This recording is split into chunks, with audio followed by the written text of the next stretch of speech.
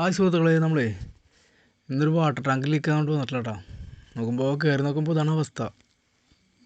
അടിയിൽ ഏകദേശം ഒരു 3 സ്ഥലത്ത് പൊട്ടിയിട്ടുണ്ട്.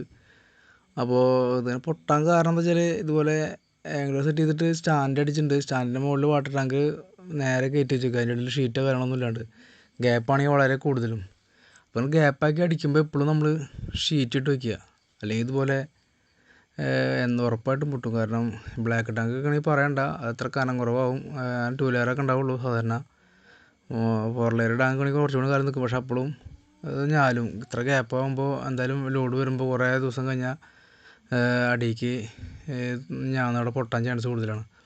അപ്പോൾ ഇതുപോലെ ഗ്യാപ്പായിട്ടൊക്കെ നമ്മൾ സ്റ്റാൻഡ് സെറ്റ് ചെയ്യണമെങ്കിൽ എപ്പോഴും അതിന് മുകളിൽ ഷീറ്റ് ഇട്ട് സെറ്റ് ചെയ്യണം.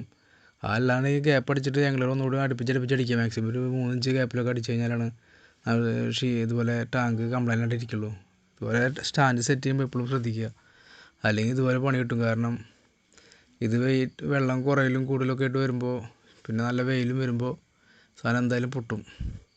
അപ്പോൾ അതില്ലാണ്ടിരിക്കുക എപ്പോഴും ഇതുപോലെ സ്റ്റാൻഡ് വെച്ച് കഴിഞ്ഞാൽ ഷീറ്റ് ഇട്ട് ചെയ്യുക. അല്ലെങ്കിൽ ഞങ്ങൾ ഒന്നുകൂടി ഗ്യാപ്പ് കുറച്ച് നന്നായി ഗ്യാപ്പ് കുറച്ച് ചെയ്യുക. ഓക്കെ.